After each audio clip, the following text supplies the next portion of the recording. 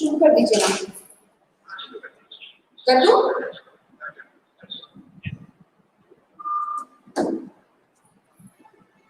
Good morning, dear students. So today we will discuss the pile foundation. So what is meant by pile foundation? In the previous lecture we have discussed there are two types of foundation. One is shallow foundation.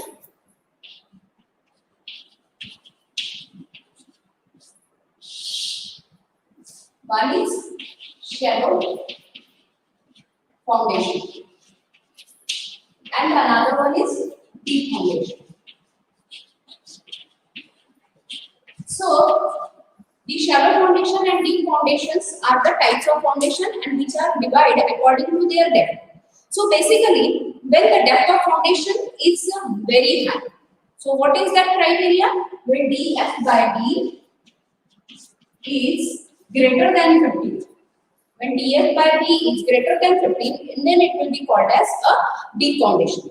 So again, the deep foundations are the foundations which are again divided into three categories. One is pile foundation, another is cast irons, and third one is the pier foundation.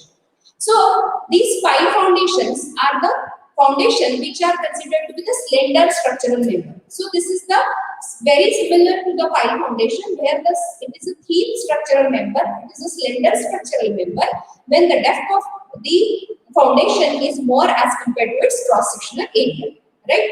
Then the another is coming picture, that is a pier. So we will consider this is the pier. The length is almost the same, but here the cross sectional area of this pier is large as compared to the pile foundation. So these are the two types of foundation, and the third one that is called as the cast irons. Now what is meant by cast iron? You just see this is the here, this is the bottom, which is cross-sectional area is large as compared to pile and pier. You can see these are the three things. So here, these are the pile, then this is pier, and this is the pile well foundation. So third is the cast irons. So where you just see the cast iron is having the larger cross-section as compared to the pile and pier, right? So here, this is the hollow circular member. This well foundation is a hollow circular member. Hollow circular member means it is the cylindrical tube which is hollow inside, and there are three types of the cast irons. One is open cast iron, then there is another is a box cast iron, and third is the pneumatic cast iron. Right? So first is open cast iron. Open cast iron is the cast iron which is the hollow cylindrical tube which is having open bottom and top. So here you can see this is the well foundation. The well is being constructed over the field or over the yard itself, and then this is the well, hollow circular well, which is used where there is a buoyancy force. This is the well which is open. So this is called as open cast iron, and India this is well known with the name well foundation. So this well foundation is further filled with the sand. So this is the member which is hollow. But just to increase the symmetry of this member, we will just fill that hollow member with the help of weaker material. Now, weaker material, good draining material, that is sand, is usually used for the well foundation. So these are the three, mainly the deep foundations are classified into three foundation. One is pile foundation. The piles are the slender structural member. Then this is the pier. This is the length is high, but the cross sectional area is more as compared to the pier. And the third one is the hollow cylindrical member where the cross sectional area is this much. As compared to that, this is the cross sectional area and the tube is a hollow, right? So these are the three types of foundation. Now tell me where these type of foundations are recommended. So these piles are the slender structural member, which may be a circular, it may be a rectangular, it may be a square, or it may be a any shape. So that is used basically called as the pile foundation, right? Then the pile foundation can be a precast concrete pile, or it may be a steel pile, or it may be a cast in situ piles, right? So what are the basic functions? As we all know, where the piles are used, piles are basically used when the load coming over the structure is high, when the soil at a shallow depth is not able to sustain the loading which is coming from the upper side, right? Therefore, when the load coming over the structure is high, when the soil at a shallow depth is not enough to take the load. Then third, when the soil is subjected to any lateral stresses or when there is a uneven loading, then there is a lateral pressure. So in all these conditions, the pile foundations are being used. Right? So here, these are the various functions just to transmit the load of the solid ground, means just to transfer the load of the superstructure over the harder layer. Then to resist the vertical, lateral and uplift load, then the soil is immediately beneath its base, do not have adequate bearing capacity, and these are the various things. Now just remember, when we will go for the pile foundation, when the load coming over the structure is very high. In that case, if the hard strata is available at 6 meter depth or at 3 meter depth, in that case, the shallow foundation cannot be extended up to a large depth because of its economy. Then, therefore, in that case, we go for the pile foundation where the slender structural members are used to transmit the load through a soil. So here, actually, these are the soil. Then these soils are basically, these are the piles. These piles are always inserted in a group, and there is a group of minimum 3 piles. So once all the piles are installed, then it will be connected with the help of pile can. It will be connected with the help of pile can, and then further the load is kept over the pile foundation. So this is the basically the pile foundation. So these are the small slender thin members which are used to transfer the load of the superstructure over the harder layer. So this is the hard layer. So in such cases, these are economical as compared to the complete foundation which we will provide throughout the depth. Right? Then just to resist the lateral pressure or uplift pressure. Many times this may be subjected to uplift pressure due to buoyancy or anything else. Then sometimes it may be subjected to lateral stresses. In all these cases, we will go for the pile foundation. Then sometimes the load may be irregular. On the some portion the load is high, on some another portion the load is less. In that case, there is a chances of unequal settlement. So in that case, we again go for the pile foundation, and then these are the various functions of the pile foundation. So the next part is the classification of the pile. The piles are classified in different manners. So first classification is based on the material used. So we all knows about the things in ancient days, around 80 to 100 years back, there was no invention of the concrete and people are using timber as a construction material. Because at that time, that timber was available in ample quantity and in cheap rates. So people are using timber as a construction material to transfer the load of the superstructure over the harder strata. Further, there is an invention of the steel. Timber is absolute and this steel is come in picture due to there are number of disadvantages of the piece of the timber material. So timber is subjected to decay, timber is having low bearing capacity, low strength, and therefore steel is come in picture. But again there is a drawback of the steel. Here it is subjected to rusting when it come in contact with the water and another material. So here another salts and dissolved ions, these is subjected to corrosion. So thereafter concrete come in picture. So concrete is a very ideal construction material which is having high strength. It is not subjected to any decay and corrosion, and therefore nowadays concrete is becomes most commonly and economically used for the construction of piles. These piles may be a precast pile or it may be a cast in situ pile. What is meant by precast pile? Precast piles are the piles which are constructed over the bed and directly used over the transported over the site and installed with the help of a hammers. And cast in situ piles are the piles where the boreholes are made and the construction is made. And then fourth type of piles are the composite pile. So what is meant by composite pile? Composite piles are the piles which are constructed with two or more material. Two or more material means it may be in the composition that it may be a concrete or timber, it may be a concrete or steel, it may be a steel or timber, whatever. It may be constructed with two or more material, then it will be called as composite pipe. But there is a main disadvantage of composite pipe is that over the intersection of these two material, the pipe is become a weaker material, and the bonding between the two material is again very difficult, and at the joint, each section may be weaker. Therefore, this is not being used over the field, and nowadays most commonly used pipes are the concrete pipe. Then the another classification, which is the classification based on method of installation. So first, there is a driven pipe. What is meant by driven pipe? Driven pipes are the pipes which are precast pipe. Suppose this is very similar to the nails which we are inserting into the wall, right? So what we are doing, we are just obtaining the nail, just putting it over the surface of the wall, and just we are hammering it at the top.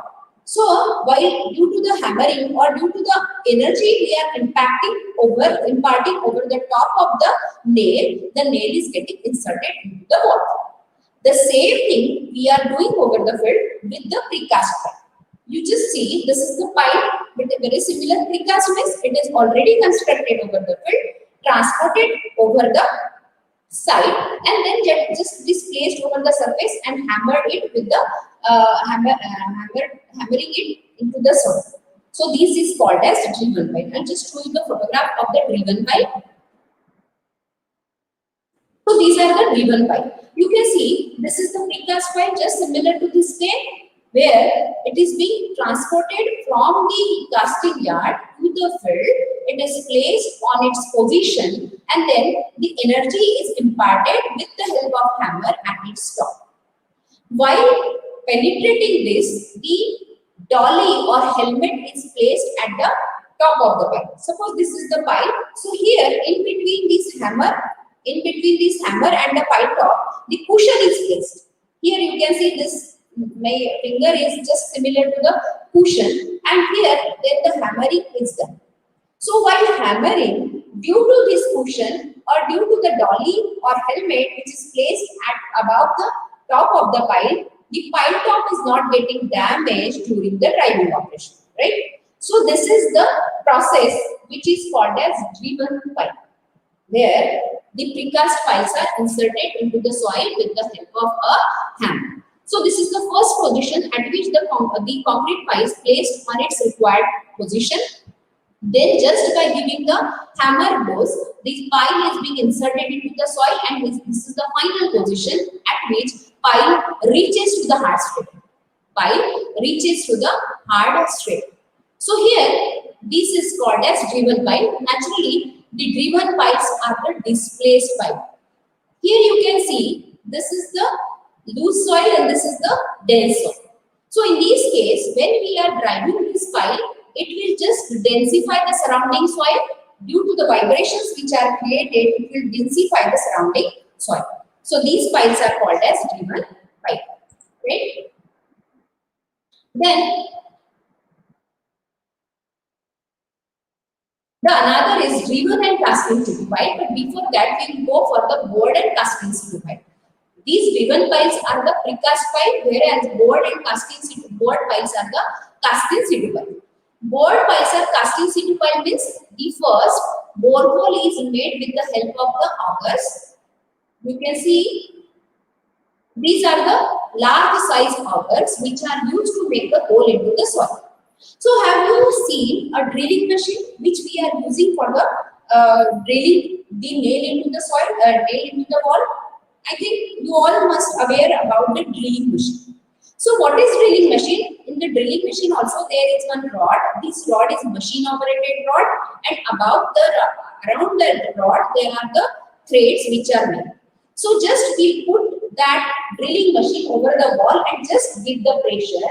By giving the pressure, that is the motorized mechanism or the mechanical energy, electrical energy is used to operate this. Then it will just make the hole into the wall.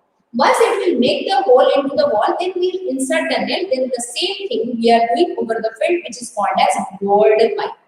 So these bored pipes are the casting situ pipe, where with the help of these augers, boring is made up to a required depth, up to the required diameter, and up to the required depth, the borehole is made. Then once the borehole is made, you can see this is the procedure. Here we will just make the borehole of a required dimension. This is the diameter and this is the depth of the borehole. Once the borehole is made with the help of auger, then this gray color line shows the casing. What is meant by casing? Casing is the hollow circular pipe of a metal, and nowadays PVC is also being used. So that casing is a hollow metal tube or hollow plastic tube of a same dimension. Once we make the borehole, there is a chances of the falling or caving of the sides of the borehole, which will just occupy the space into the hole. Therefore, this gray color casing open hollow circular pipe is inserted up to a required depth, and then once it is being inserted, this casing is inserted, it will just stabilize the surrounding wall. It will just stabilize the surrounding wall, make the wall stable. After that, if the pipe is a reinforced pipe, then the reinforcement cage which is prepared over the side and just lowered it at the bottom of the hole. Once it is being lowered at the bottom of the hole, then the concrete is poured from its top. Right? So then it will be called as cast in situ pipe. Only cast in situ pipe, or it is also called as bored pipes. Right? Then this is the procedure which is used for the bored pipe. Now, if suppose many times we just want to enlarge the bottom of the pipe, then the hammering is done at its top. And while making hammering, we are just lifting the casing. Here you can see this is the procedure in which the hammering is done over the top of the pipe, and due to the hammering, naturally the concrete is just make a bulb and form a bulb at its bottom, and this the area of cross section at the bottom of the pipe is enlarged just by driving the hammer at its top. But while driving, simultaneously the casing is lifted up, so that this can be possible into the wall. So this is called as driven and cast in situ pipe. Here this is the bored and cast in situ pipe, where the diameter is the same throughout. Many times, just to enlarge the base of the pipe, the driven cast in situ pipes are being used. Right? Then the next classification is the screwed pipe. What is meant by screwed pipe? It is just similar to the in the previous driven pipe. If there is a nail is having a plain surface, and therefore it will be just inserted by just giving a blows at its top. So what is the difference between the nail and the screw? Nails are inserted by giving a hammer or by giving a dynamic pressure at its top, whereas screws are just screwed into the wall just by giving a moment, or just by giving a clockwise thrust, it will be inserted into the wall. The same thing we are doing into the screwed pipe. And the last one is the jagged pipe. What is the difference between the jagged pipe and driven pipes? Both these driven pipes and jagged pipes are same, where the dynamic energy is used over here and the static energy is used over here. So dynamic energy means what?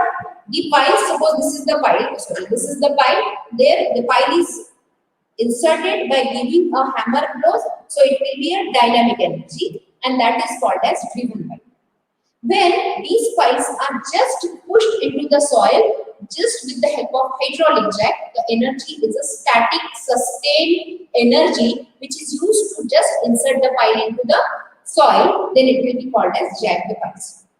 And in combination of all these things, the water jets are also used, and vibratory action is also created just to make easy to insert the pile into the soil. So these are the classification based on method of installation, right?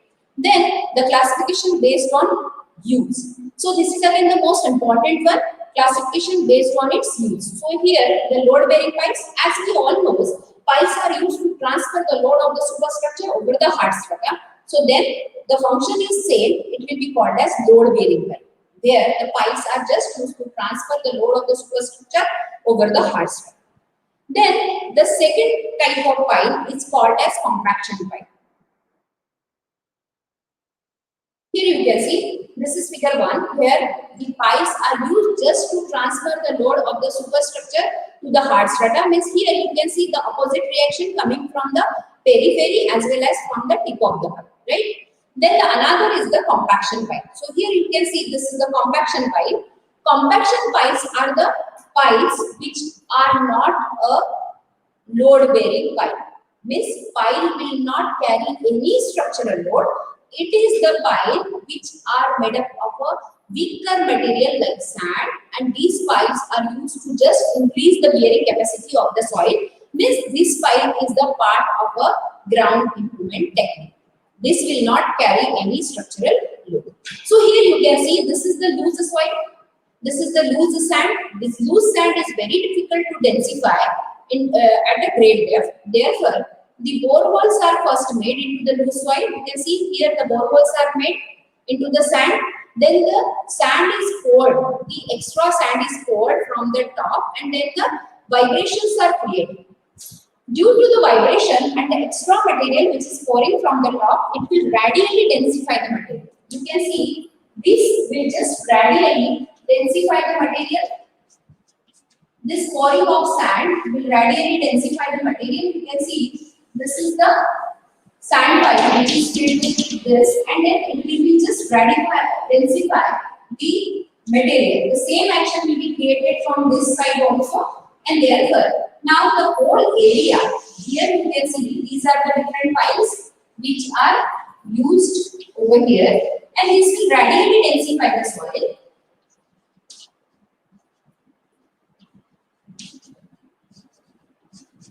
It will radially densify the soil, and now this whole portion of the soil can take more load. But these structural member or these piles are not a load bearing pile.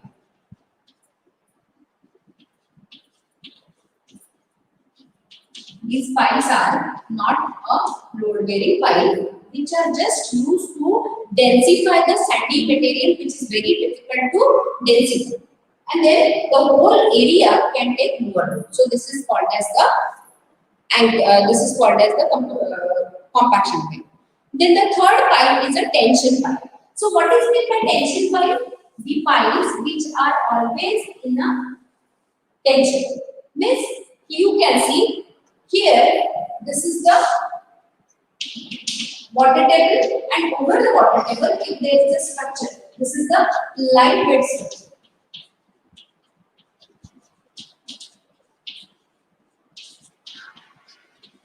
This is lightweight structure. This lightweight structure, if suppose we will provide the here piles. So these piles are, there are one load is from the superstructure, and there is another load that is due to the buoyancy force, or that is the uphill pressure due to water. So in that case, these piles are always in tension. Then there is another case of a transmission line tower. So here you can see this is the transmission line towers, and this is the tower which is situated in the valley. So here these are the piles which are inserted just to anchor down the structure, but there is one more force which is just trying to lift up this transmission tower up, and therefore these piles are always in tension. So this is the case of a tension pile, right? Then the next classification is a sheet pile. What is meant by sheet piles? Sheet piles are a special type of piles which are placed side by side, which are placed in a series and form a retaining wall, right? So it is called as a sheet piles. Basically, these sheet piles are used for the temporary sheeting and for the temporary supports in excavation as well as for the waterfront structures. So here you can see these are the piles which are called as sheet piles. These are generally made up of a metal or concrete. These piles are placed side by side, and then it will be form a continuous wall. It is called as sheet pile. Basic function of sheet pile is to just retain the material on its one side or both the sides, right? Then third is the fender pile. Fender piles are the sheet piles which are used to protect waterfront structures from the impact of ships and vessels. So you can see this is the harbor structure. You can see the structure is a harbor structure, and these are the fender piles. You can see these are the fender piles. So these fender piles are basically protect the main structure from the impact of load. So here there is a sheet pile, and after the structure, these piles are provided some distance away from the harbor or main structure, so that whatever impact of the sheet or any waves that may be just break by these fender piles, right? So this is called as the fender pile. And last one is the which are used to provide the anchorage or anchor the sheet piles. Many times these anchor piles are used to give additional anchorage to the structure, right? Then the next classification is, this is the most important classification, where this is the classification based on mode of transfer of load, right? So this classification is an important classification as per the structural point of view, right? So here end bearing pile, friction pile and combined. So first we will discuss the end bearing pile. What is meant by end bearing pile? As we have already discussed, we are always trying to transfer the load of the superstructure over the harder strata through this pile. Now suppose this is the hard strata, this is the hard strata, and this is the pile which we are trying to rest over the hard strata, so that it will provide a same or more reaction from the bottom, and then it will be in a stable condition, right? So this is where this is called as end bearing pile, where the piles are just extended up to a hard layer, and the hard layer will take a load. Then it will be called as end bearing pile, where the reaction is coming at the bottom, at the tip of the pile, and it will be acting from the bottom, right? Then it will be called as QP. So here you can see these are the end bearing piles. End bearing piles transfer the load through their bottom tips. The ultimate bearing capacity depends upon the bearing capacity of rock. Naturally, these bearing, why we are reaching it, or why we are extending this pile up to the hard strata? So here we are just resting it over the hard strata, so that it will have a more capacity as compared to this load. Then only it will be in a stable condition. It will provide an equal and opposite reaction from the bottom, and therefore the pile is in a stable condition, right? So this is the timber pile. You can see this is the in situ reinforced concrete pile. In situ means what? It is the pile which is constructed over the field. Then it will be called as in situ RCC pile. Here also the reaction is coming from the bottom, and it will be coming over the cross-sectional area of the pile, which is considered as a tip of the pile. Here we are resting it over the hard strata, and therefore the reaction is coming over the tip of the pile. Therefore it will be called as tip resistance, right? So this is the end bearing resistance. Now in the second case, the pile, this is the second pile, which is called as a friction pile. Why it is called as friction pile? Because here many times if the hard strata is at a large depth, suppose hard strata is available over here, suppose the hard strata is at 20 meter depth. So many times it may not be feasible or economical to extend the footing up to a 20 meter depth, and therefore in that case it will just leave up to a certain depth, and it will never reaches to the hard strata. So here it is a suspended pile, it never reaches to the hard strata, but it is being surrounded with the soil. So here this is the surrounded soil and the pile. In such cases, the frictional resistance, I just push this into the soil. So here the frictional resistance is developed due to the surrounding soil and over the periphery of the pile, and that is called as the frictional resistance. Here you can see this is the frictional resistance which is coming in the opposite direction, and here this is just resist the QU, or the load, whichever load coming from the opposite direction will be taken by this QS, right? In this case it will never reaches to the hard strata, and whatever load is taken by the frictional resistance developed over the periphery of the pile into the surrounding soil, right? So this is the another case. Here you can see the frictional resistance is developed over the periphery, where if it will never reaches to the hard strata, right? The friction pile do not reach the hard strata. These piles are transfer the load through the friction between the embedded surface of the pile and the surrounding soil. Then the next classification is the combined end bearing and friction pile means here the piles are resting over the hard strata and it is surrounded by the soil. So in such cases, the load is taken by the tip resistance as well as the frictional resistance both.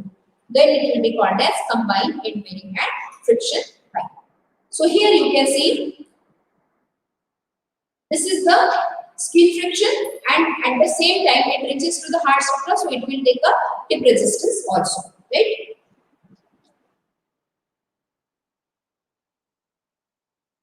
Then the next classification is classification based on load, classification based on the displacement of the soil. You can see this is the last classification which is called as displacement of the pipe. So what is meant by displacement? Suppose and just you can just remember the example again, nail. I just wanted to insert a nail, a small and a thin nail which I just wanted to insert into the wall. So while inserting, this much amount of mass is entering into the compacted surface of the wall. So naturally it will disturb the surrounding wall surface. So when we are just inserting the pipe or inserting the nail into the wall, it will just disturb the surrounding material of the wall and therefore this will be called as a displacement material, which cause a displacement of surrounding soil. Which cause a displacement of the surrounding soil. Therefore, the same thing when we install the pipe into the soil. If the soil is in a loose condition, so due to the insertion of this pipe, the material is getting densified. The surrounding material is getting densified. If the soil is in an already compacted condition, then it will just lift up the surrounding material. Means the soil is disturbed. The soil is disturbed due to driving of this pipe. So these piles, generally the driven piles or the precast piles are called as displaced pile which just disturb the surrounding material. And non-displacement piles are the piles which are bored pile. What is exactly doing in the bored pile? In the bored pile, we are just excavating the material. You can see these are the bored piles. These are the driven piles. When we install such piles into the soil, it will just disturb the surrounding soil. It will just disturb the surrounding soil. Opposite of this, when we make a bored pile, we are just removing one material and pouring another material. We are just removing, make the hole, remove the material, pour the another material like concrete. In that case, the surrounding soil is not at all getting disturbed, then it will be called as non-displacement pile. Is it clear to all? So these are the various classifications. Then next is the what are the different methods of load carrying capacity of pipe? There are 4 methods which are used to determine the load carrying capacity of the pipe. Out of these 2 are the analytical approach and these 2 are the field approach.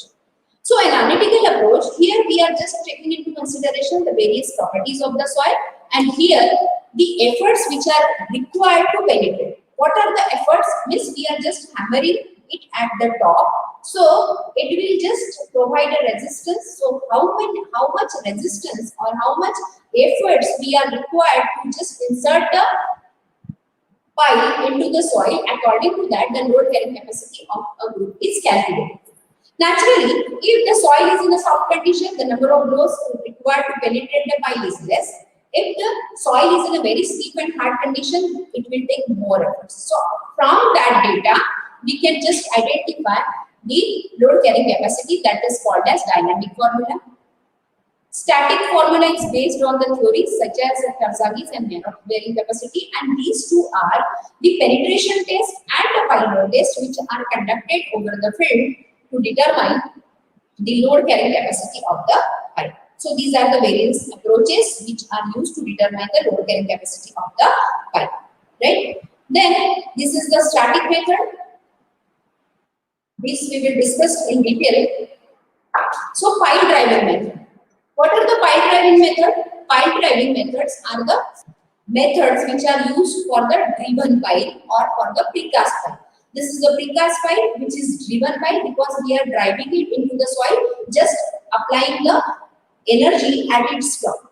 So here, this energy can be imparted by the different hammers, and that hammers are called as drop hammer.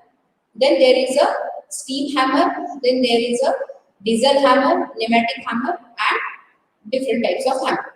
So here you can see these are the hammers which are a rotary mechanism. It is the truck mounted rotary mechanism which is used to install. Now you just think we are requiring so much effort for inserting the nail into the soil. So naturally this much amount as compared to nail, this is the larger section and which require more efforts to insert, and therefore this rotary mechanism is used.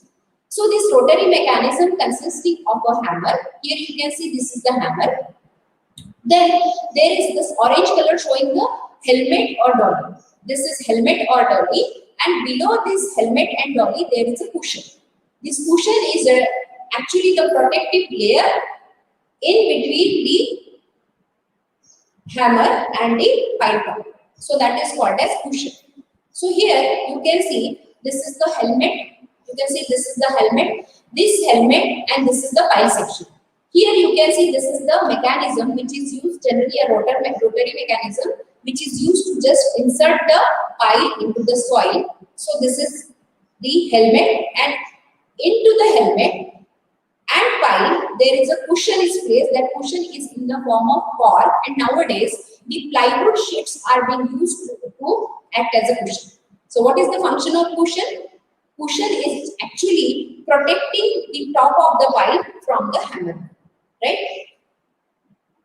Then there are different types of hammers which are used. This first is a single acting hammer, and the another is the double acting hammer, right? So what is meant by single acting hammer? In single acting hammer, the first operation is by gravity. Means just lifting the hammer manually and dropping it by gravity. Lifting the hammer manually and dropping it by gravity. Lifting the hammer by manual means and dropping by gravity. Then it will be called as single acting hammer. So many times for lifting it, the various efforts are required, and that is given with the help of a steam hammer where the steel is used as a fuel.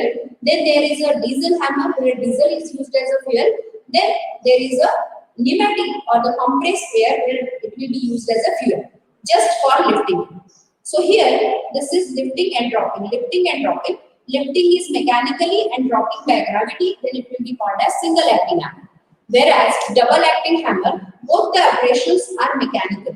This lifting, dropping, both the operations are mechanical operations, and therefore the efficiency of double acting hammer is more as compared to the single acting hammer, where they are shortened with blows. Therefore, this is more efficient method.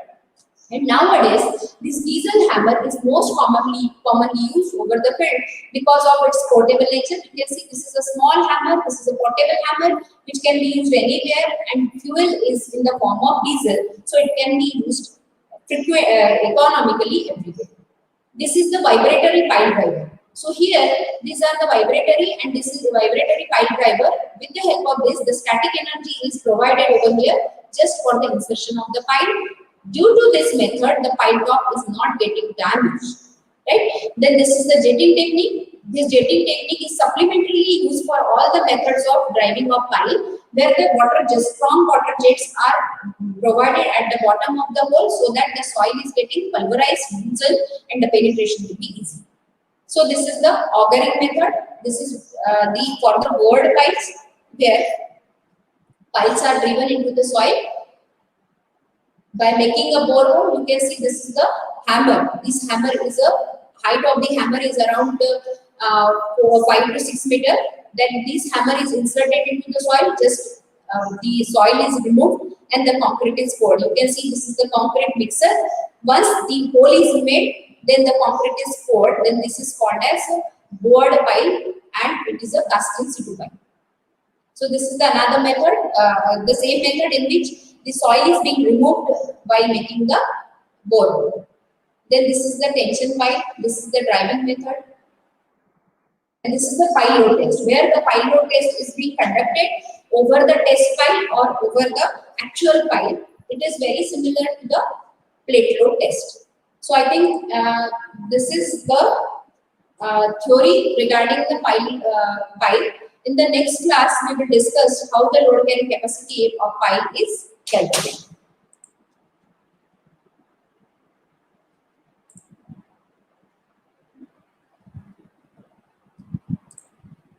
So we have now discussed various things about the pile foundation.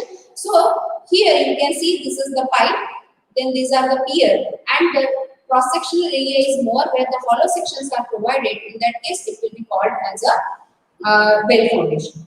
I think this part is clear to you, right? So in the next class, we will just discuss how the load carrying capacity of a pile is calculated, right?